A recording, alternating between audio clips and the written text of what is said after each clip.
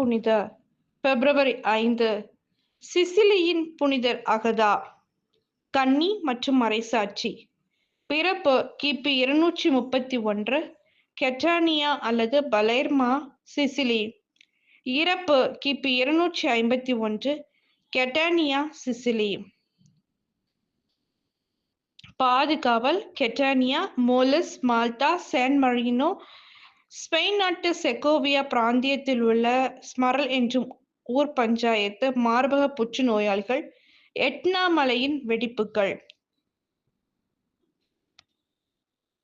புனித அகதா மறைசாட்சியாக மரித்த ஒரு கன்னியரும் கிறிஸ்தவ புனிதரும் ஆவார்.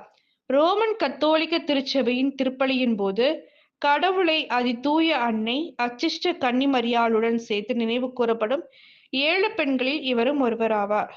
பழங்கால கிறிஸ்தவ புராணத்தில் மிகவும் உயர்வாக போற்றப்படும் கன்னியராக மறைசாட்சியாக மரித்த பெண்களுள் புனித அகதாவும் ஒருவராவார்.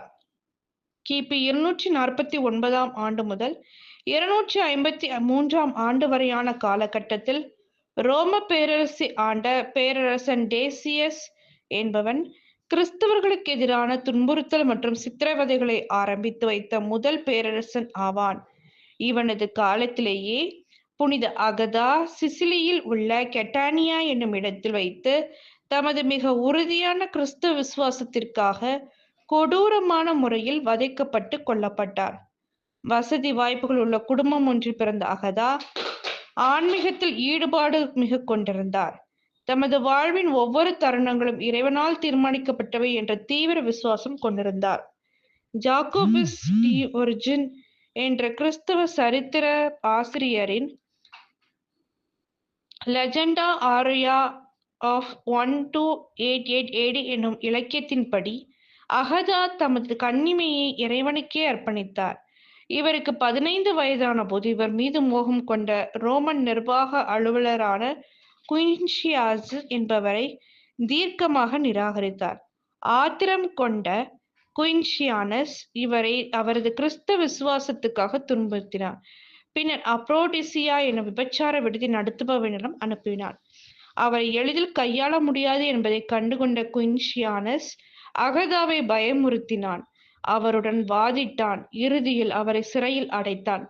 சிறையில் எண்ணற்ற சித்திரவதைகளுக்கு ஆளான அகதாவின் மார்பகங்களை குறடு போன்ற இடுக்கியால் அறுத்தனர். மேற்கொண்டும் அவனுக்கு மசியாத அகதா அவனுடன் வியக்கத்தக்க வகையில் வாதிட்டு தமது மனோபலம் மற்றும் உறுதியான பக்தியை காண்பித்தார். இறுதியில் அகதாவை கூரிய மரக்குச்சிகளினால் தீயிட்டு எரித்து கொள்ள தீர்ப்பிடப்பட்டது. ஆனால் அவரது விதி அவரை ஒரு பூகம்பம் மூலம் ரட்சித்தது. மீண்டும் சிறையிலடைக்கப்பட்ட அகதாவுக்கு அப்போஸ்தலரான புனித பேதுரு காட்சியளித்து அவரது மார்பக மற்றும் உடலில் இருந்த காயங்களை ஆற்றினார். புனித அகதா சிறையிலேயே மரித்து போனார். கட்டானியா பேராலயம் இவர் பெயரில் அர்ப்பணிக்கப்பட்டதாகும்.